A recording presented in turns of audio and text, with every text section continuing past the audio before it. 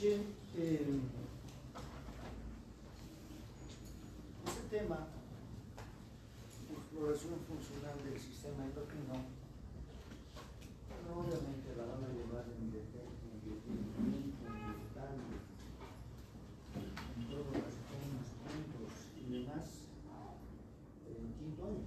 Hoy se debería sacar todavía, ¿cómo se llama? De endocrinología. Creo que en la actualidad, buenos días. Yo sé lo que en la actualidad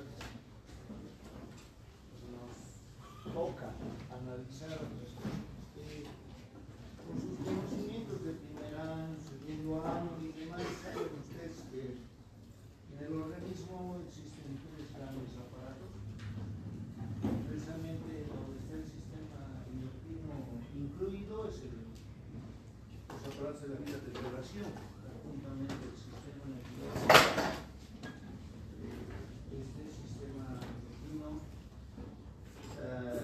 los órganos, o el aparato sensorial también que se llama, porque engloba todos los órganos de los sentidos, y el aparato locomotor.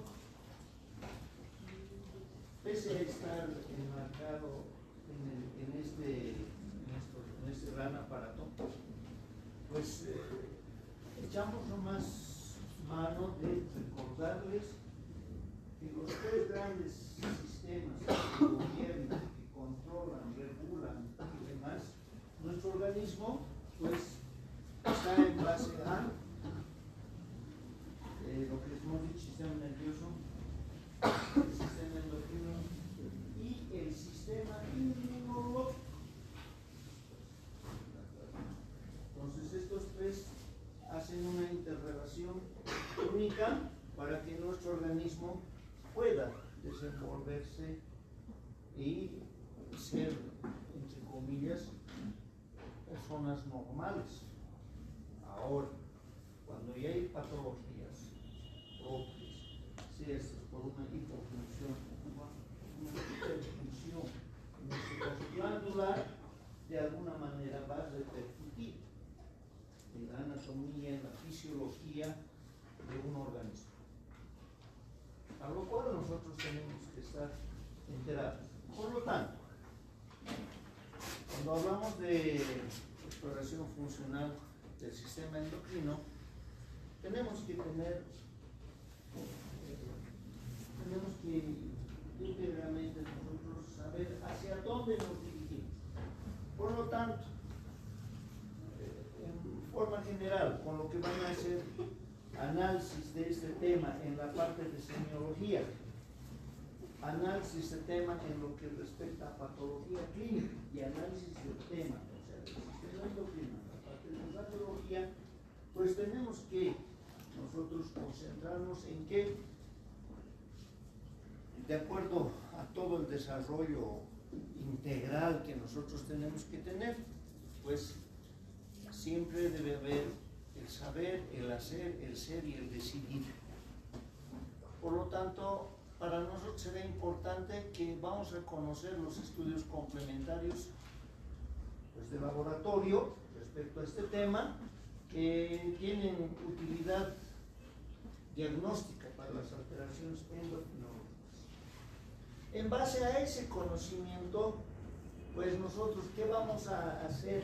Si valga la redundancia en el hacer, vamos a solicitar los exámenes laboratoriales dependiendo del sistema hormonal o del sistema glandular que estemos viendo que ha sido afectado. Y también vamos a analizar pues, los reportes laboratoriales que nos llegan de esos exámenes que hemos pedido. En el ser, vamos a aplicar de manera racional. O sea, ¿qué implica aquello de manera racional? Que no es pedir por pedir toda una batería de exámenes laboratoriales a ver qué diagnóstico nos da, ¿no? Que muchas veces a los estudiantes se les dice que prima el conocimiento y análisis clínico que cada uno de ustedes ya ha debido aprender a desarrollar desde el primer día que ha iniciado actividades esta cátedra. Entonces, para nosotros será importante que vamos a aplicar, como hemos dicho, todos estos estudios laboratoriales. Y en el decidir, pues fundamentalmente, vamos a elegir los exámenes de laboratorios endocrinos que solo sean necesarios, no más que ellos. Ahora, es evidente, frente a todo esto, estamos siempre, muchas veces nos llegan exámenes laboratoriales con falsos positivos o falsos negativos. Mientras la clínica nos está diciendo algo y nosotros estamos pidiendo para documentar nuestro diagnóstico y demás, completar de manera adecuada nuestro expediente clínico, estamos pidiendo un determinado laboratorio, pues si vemos que la clínica nos dice una cosa y el laboratorio es otra cosa, frente a la duda es mejor que se repita. ¿Sí? Porque no hay otro decir, bueno, yo en la clínica he visto esto, para mí es esto, pero aquí me dice que no hay nada. No. Si estamos viendo frente a algo, entonces de alguna manera hay que documentar. Algo está pasando. Nos habrá sido una prueba insuficiente, una contaminación de pruebas y demás circunstancias que hacen de que no estemos llegando a algo de eso. Por lo tanto, ¿qué recomendaciones generales debemos tener como estudiantes de tercer año y conocer para este tipo de patologías? Uno, fundamentalmente, que sabemos que las glándulas de secreción interna, el producto final de estas glándulas son las hormonas. Por lo tanto, tenemos que estar conscientes de conocer su secreción, el transporte, el mecanismo de acción, el metabolismo, la vida media que tienen estas sustancias llamadas hormonas y finalmente cómo elimina el organismo. ¿Ya? Ahora, ¿para qué es importante que nosotros conozcamos esto? Porque de alguna manera tenemos que manejar este principio de la fiabilidad diagnóstica, o sea, un diagnóstico laboratorio. ¿Pero en base a qué? Al diagnóstico presuntivo clínico que nosotros hemos llegado a tener. Si no, no hay relación. Entonces, para esto es importante que conozcamos, ya les hemos dicho, que las determinaciones basales en plasma sean las adecuadas, las determinantes. Obviamente el paciente debe estar en ayunas. Es importante manejar siempre en todos los exámenes laboratoriales endocrinológicos que debe haber un reposo psicofísico mínimamente de 20 minutos por lo menos. No es lo mismo, ¿sí?, que un paciente tenga que hacerse un examen laboratorio por la trancadera, por la entrada, por el problema de que el ARSI y el Evo Morales no se entienden y demás, que hay un problema allá y lleguen todos a la carrera y eso se le quiera tomar una muestra y analizar. Obviamente ese es el falso positivo, porque la mayoría de las hormonas son hormonas del estrés. Así se les llama a la mayoría de las hormonas, que van a incrementarse frente a un proceso de estrés que se viene, sea por el nerviosismo, porque le van a sacar una muestra, por la enfermedad que tiene, o por lo que está llegando tarde, por el costo económico que tiene este examen, etcétera. Entonces es importante este reposo psicofísico de 20 minutos. No se olviden la abstención de tabaco y otras sustancias. Está por demás hablar de alcohol en sus diferentes grados, sustancias psicoactivas, o sea, drogas y demás. La canalización, inclusive una vez que ha llegado esta persona, la canalización debe realizarse, o sea, del lugar de donde se va a tomar la muestra como tal, unos 15 a 20 minutos antes de que efectivamente se acabe, porque no es hacer directamente e inmediatamente, aparte del descanso psicofísico, también debe haberse esta canalización. ¿Por qué? Porque el solo hecho de ver cómo está entrando una aguja o algo, entonces automáticamente está pues esa persona sometida a un proceso de estrés. Eso nos va a dificultar también. Y además hay procesos en que se necesita realizar no solo una extracción de muestras, sino 2, 3, 4, etcétera, sobre todo aquellas que están en relación a diferentes procesos de la enfermedad. Ahora, dentro de las recomendaciones generales hemos dicho, hay que considerar importante el ciclo circadiano, porque hay algunas hormonas que están más presentes y llegan a picos máximos durante la mañana. En la tarde empieza a decrecer, en la noche sí lleva un valor, pero después de un reposo, después del sueño, hasta el día de la alimentación. Muchas veces nosotros necesitamos considerar este ciclo. ¿Sí? Por ejemplo, las gonadotrofinas y hormonas sexuales varían su concentración según el día del ciclo menstrual en las damas. ¿Sí? Hay que tomar en cuenta. Hay fármacos o sustancias o medicamentos pues que precisamente van a alterar, pueden ser en el momento de la secreción, del metabolismo, el transporte o finalmente la regulación hormonal por ese feedback interno que nosotros tenemos. De aquello que es importante, que ahora vamos a dar, solamente vamos a dar algunos datos, no vamos a hablar de clínica, nada, solamente citar algunos aspectos que son importantes. Ejemplo, vamos a hablar del eje hipotálamo hipófisis órgano específico, o sea, los órganos diana, los órganos van, o sea, donde las hormonas específicamente tienen que actuar, a eso nos referimos, ¿no? El eje hipotálamo hipófisis suprarrenal, el eje hipotálamo hipófisis tiroides, el eje hipotálamo hipófisis gónadas. En base a esto, vamos desmenuzando algunas enfermedades puntuales, ¿ya? Ahora, siempre hablando con un recuerdo fisiopatológico, ¿no? Ejemplo, sabemos que la hipófisis hay una hipófisis anterior y una hipófisis posterior. ¿Qué es importante analizar en la hipófisis anterior? La hormona del crecimiento, la prolactina, la corticotropina, la tirotropina y las gonadotropinas. Y con todo lo que ustedes, las hormonas que se producen. Entonces, si va a haber una hipofunción, generalmente todos vamos a hablar de déficit.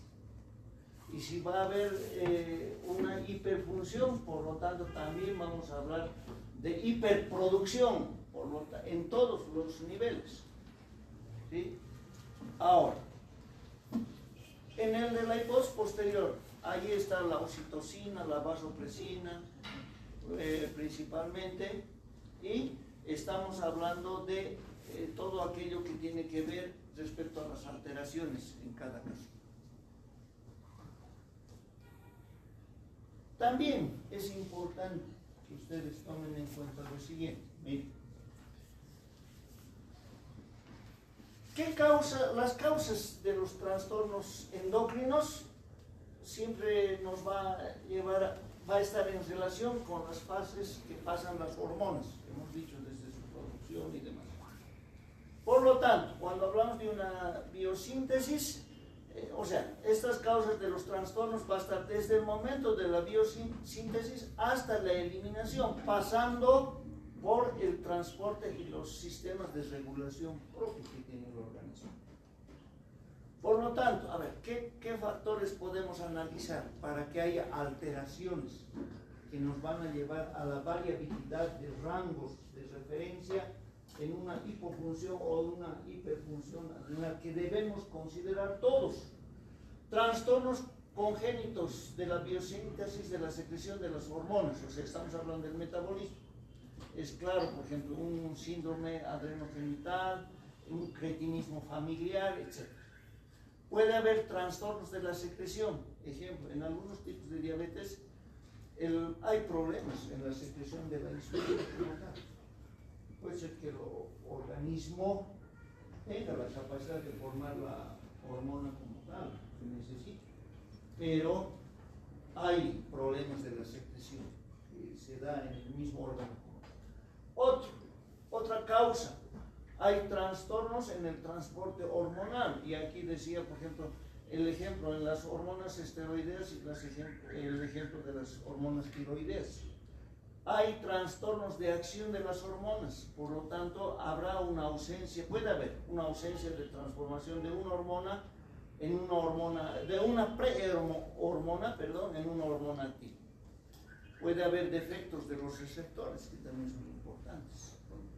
Ausencia de sustancias intracelulares portadoras de las hormonas. No se olviden, por ejemplo, acá, que hay muchas, no todas las hormonas actúan sobre todo lo que es la superficie celular, si no necesitan entrar al celular.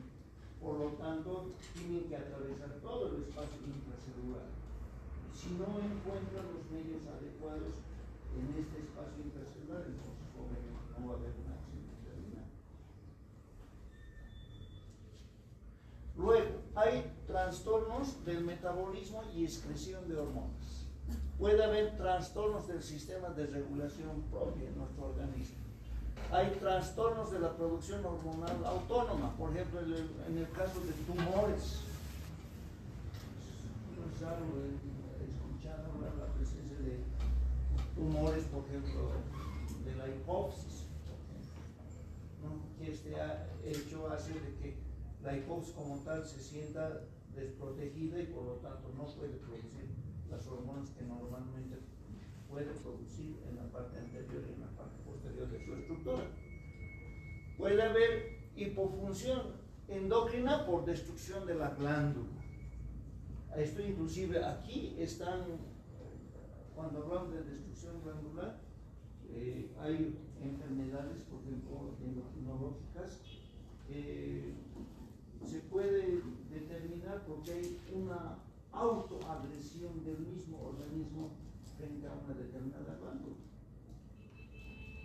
Es el caso, por ejemplo, de la tiroides de Hashimoto, donde el mismo organismo de una mujer, porque es el sexo en el que más afecta esto, está haciendo de que su mismo actúa contra su glándula tiroides, por lo tanto la glándula tiroides no puede producir sus hormonas tiroides y lo que le va a llevar a una hipofunción y esa persona necesariamente tenga que hacer tratamiento de reposición, de composición, utilizando la levotiroxina y demás de por vida, por ejemplo.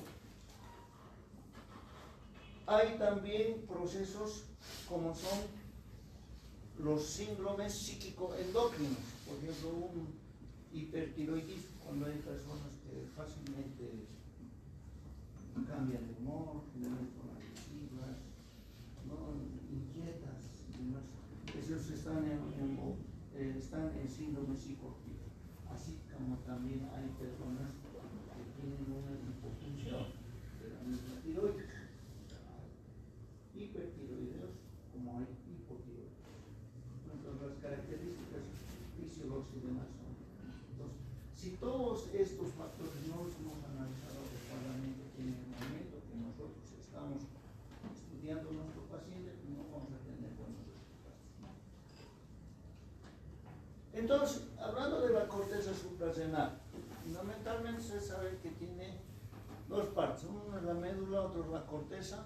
La médula importante por la formación de hormonas, ahí están las catecolaminas y todos los metabolitos. Cabe la corteza hay tres zonas, la glomerular, la fascicular y la reticular. Importante la glomerular porque hay la producción de mineralocorticoides, ahí estamos hablando del aldosterona. Fascicular, los glucocorticoides, fundamental el cortisol. La reticular, fundamentalmente porque ahí van a formarse las glándulas sexuales, pues las hormonas sexuales. Ahora, analizando ya dentro del eje hipotálamo hiposuprarrenal, en la corteza adrenal es importante considerar lo siguiente, que ya en la etapa fetal, ¿no?, hay una secreción de precursores esteroideos. Estas nos van a ayudar a que se pueda realizar una síntesis de estrógenos placentarios. En el embarazo nos van a ayudar al desarrollo, por ejemplo, de las glándulas mamarias, que posteriormente ya en el posparto este va a involucionar. También podemos hablar de la hiperproducción de la hormona adrenocorticotropina. Esto, por ejemplo, cuando hay hiperproducción de esta sustancia, se va a presentar la enfermedad de Cushing. Y también el cortisol, es importante determinar si este está disminuido, nos va a dar como resultado una enfermedad de Addison. ¿Qué pruebas de función de la corteza adrenal podemos considerar? Por ejemplo, considerar que puede haber alguna afectación a nivel del hipotálamo que va a dificultar que la secreción del ACTH sea normal. ¿Qué recomendaciones para determinar estas pruebas de función? Vamos a tener siempre el ayuno y el reposo previo, son importantes. Por lo tanto, la prueba se la debe tomar durante la mañana. Mínimamente unas 12 horas antes. No se puede tomar algunos medicamentos supletorios, ejemplo la hidrocortisona. ¿Para qué pacientes o qué indicaciones va a ser? Pacientes principalmente con patología hipoxia o hipotalámica. También hay pacientes que tienen un tratamiento en base a corticoides por mucho tiempo. Y esto nos va a ayudar a que podamos realizar de manera adecuada un diagnóstico de las enfermedades de Cushing. Ahora, para este aspecto de la enfermedad de Cushing, que es importante, hay 3 parámetros que se manejan. Si los valores que nos van a dar están menores a 5 picogramos por mililitro, esto nos está diciendo que hay independencia de esta hormona, ¿no? Del ACTH.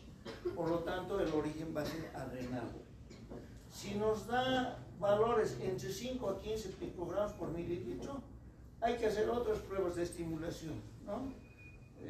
Puede ser para ver si hay una enfermedad secundaria o terciaria que puede estar afectando concomitantemente aquí. Y si son mayores a 15 picogramos, la dependencia de ACTH es de la hipófisis o puede ser un aspecto ectópico que esté produciendo eso.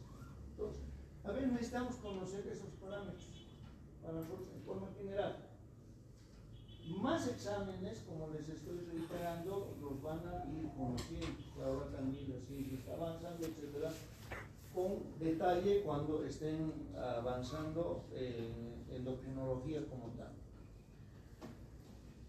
Se pueden hacer determinaciones basales, ¿no? Cortisol en plasma, cortisol en orina y también de la determinación de ACTH como cuáles.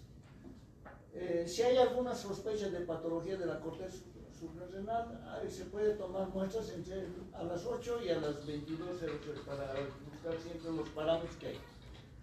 ¿Qué indicaciones podemos indicar? Para síndrome, puede ser para síndrome de Cushing, podemos ver, ¿no? El cortisol libre, binario, esto hay que tomar a veces a 00 horas, se puede hacer. Cuando hay una insuficiencia suprarrenal, podemos tomar muestras a las 8 de la mañana, etc. ¿Qué recomendaciones son importantes? Mantener el ritmo sueño-vigilia, eso es importante. El ayuno, siempre, de 12 horas. Hay que evitar fármacos que pueden alterar estos valores. Ahí están los glucocorticoides, estrógenos. Y fundamental tomar en cuenta enfermedades agudas que pueden de alguna manera hacernos variar en algunos datos. Y el etilismo, la depresión y el estrés también son importantes que tenemos que considerar en todas aquellas personas. ¿Qué limitaciones nos pueden determinar estas pruebas de función de la corteza adrenal? Que no debemos tomar muestras en diferentes horarios y sobre todo cuando hay personas que están siendo sometidas por características del trabajo, por familia, por otros aspectos añadidos que pueden ser económicos y demás, procesos que están en constantes consecuencias, ¿no? Ahora,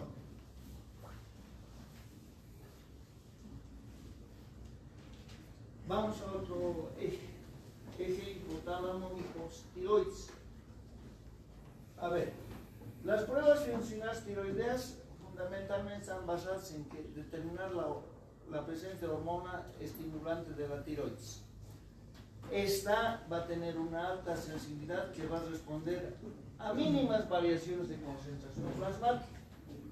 Tiene una vida media de 15 a 30 minutos.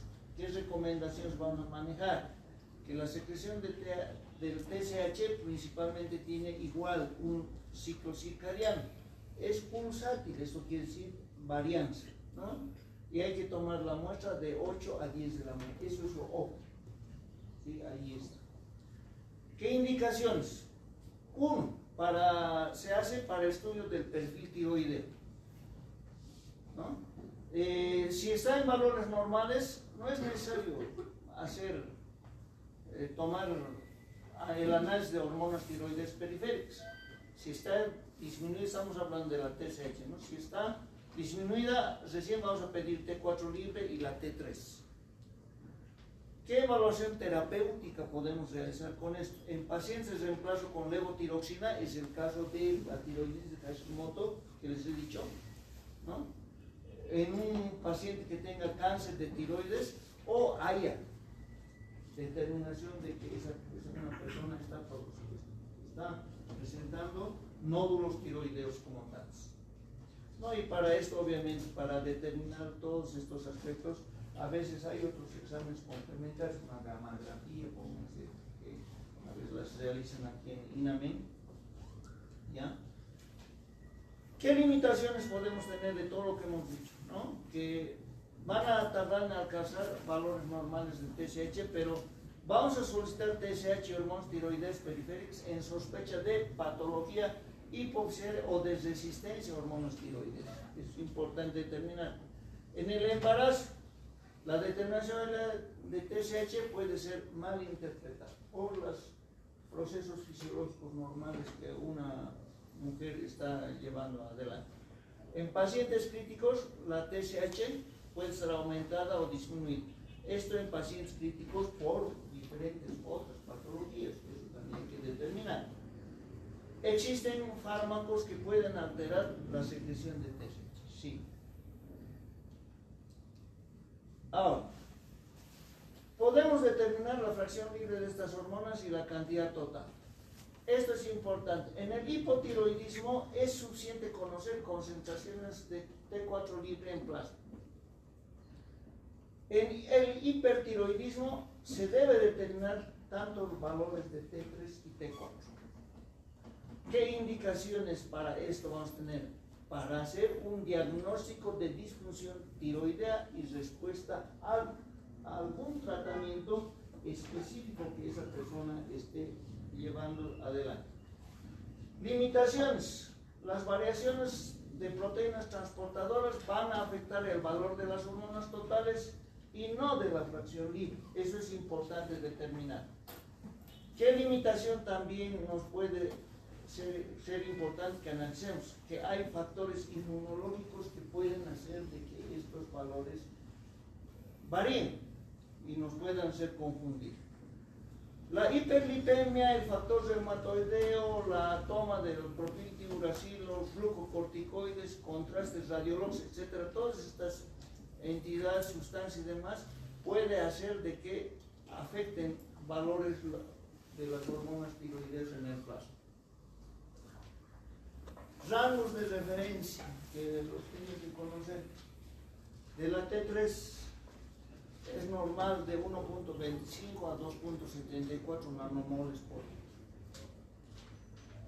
De la T4 es normal de 57.9 a 161 nanomol por litro. Y de la TSH normal a 0.400 a 4 microlitros unidad por mililitro. Esos son importantes estos rangos que puedan ustedes conocerlos. De acuerdo a esto, para poder orientar si estamos en una hiperfunción, una hipofunción y demás. Otro eje que podemos analizar de forma general, el eje hipotálamo hipogónadas. ¿No?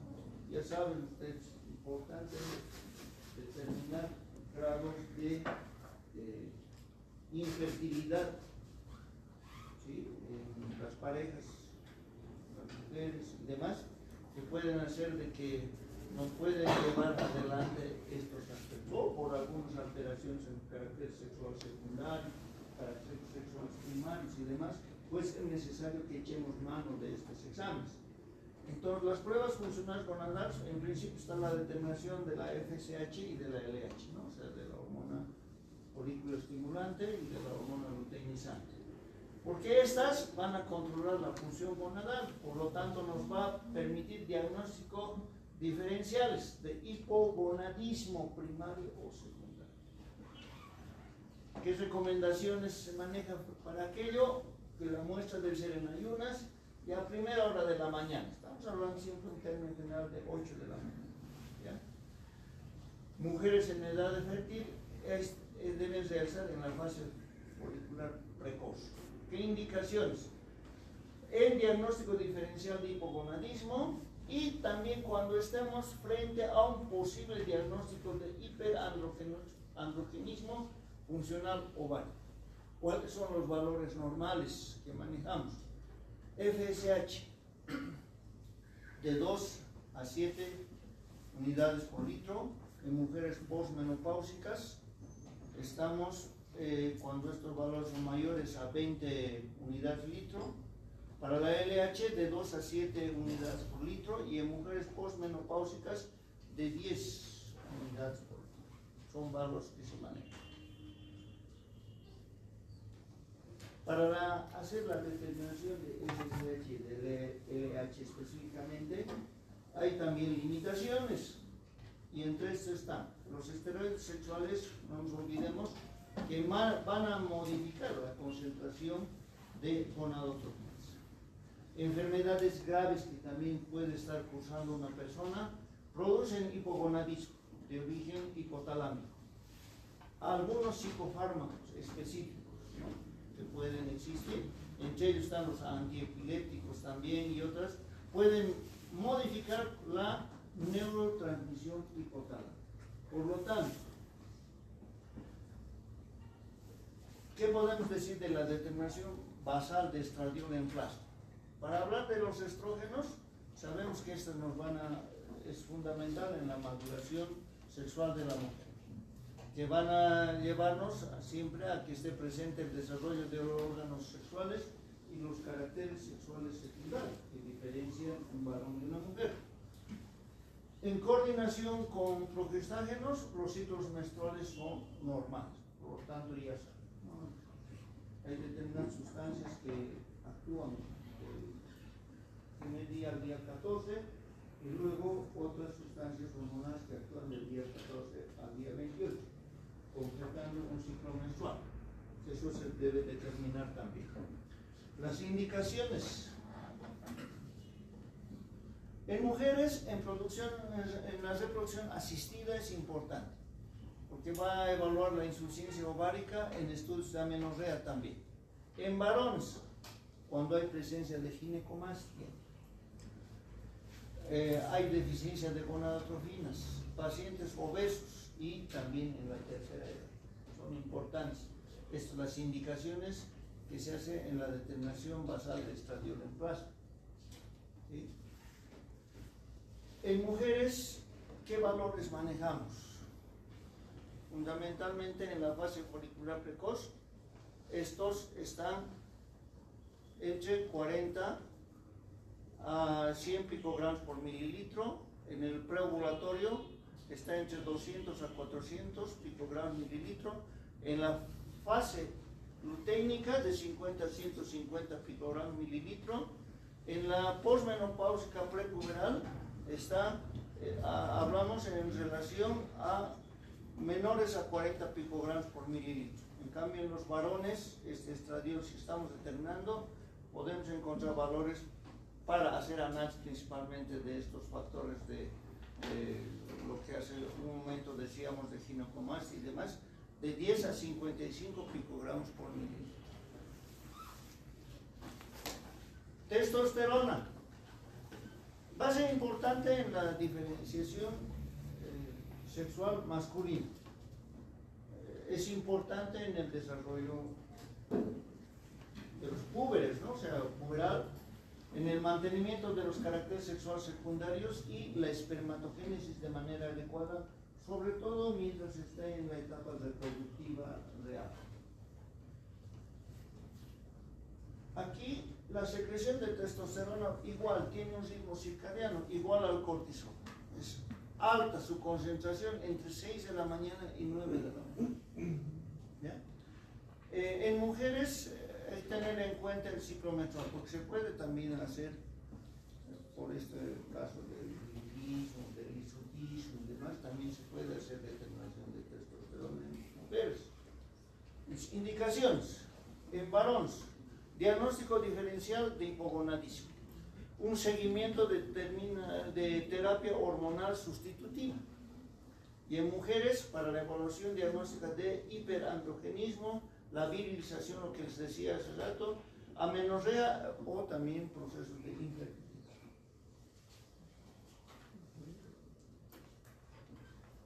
Determinaciones de testosterona, determinación basal, valores normales en varones, postnatal hasta los 4 meses entre 200 de 300 nanogramos por litro. Los de adultos se alcanzan a partir de los 16 años para arriba, de 3 a 10 nanogramos por mililitro.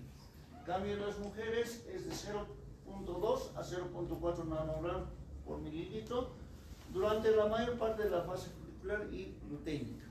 Ahora, esto se va a incrementar un poco en fase preovulatoria, eso es importante, también determinante para la determinación de testosterona.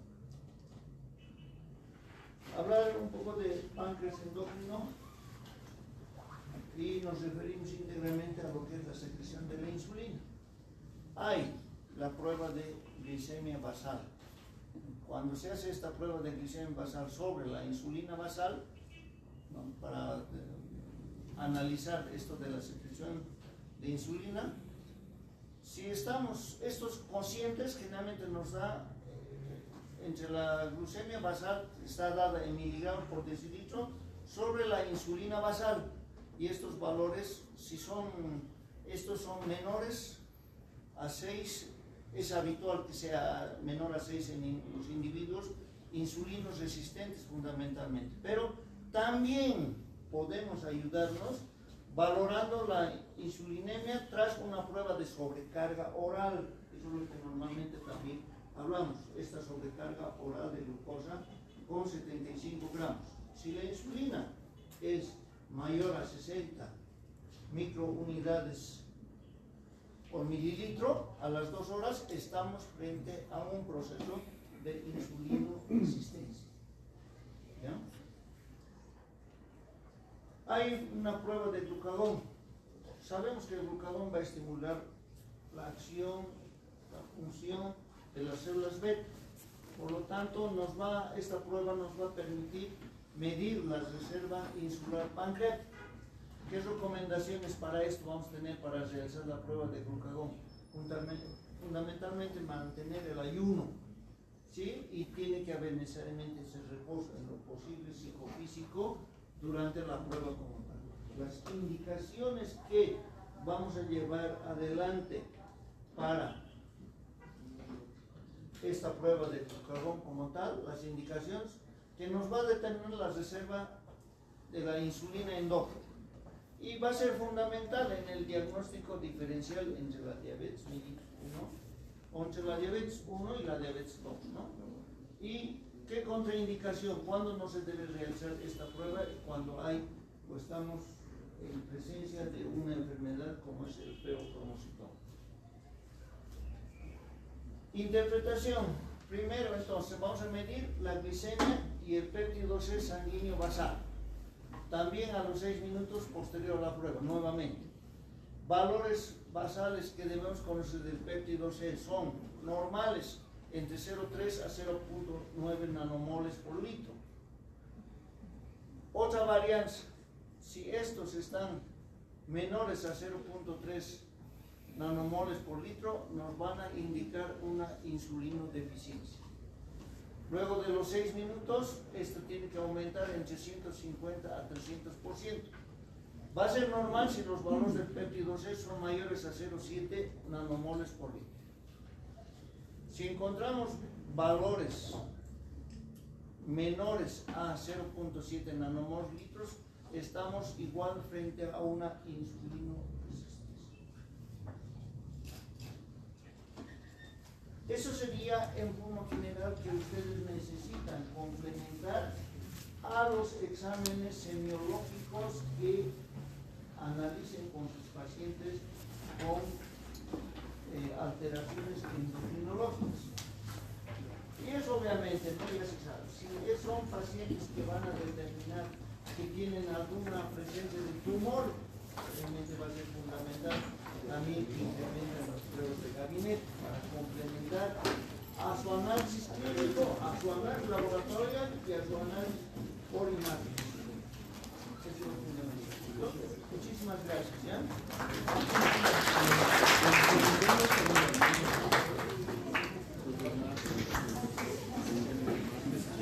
14 se me olvidó.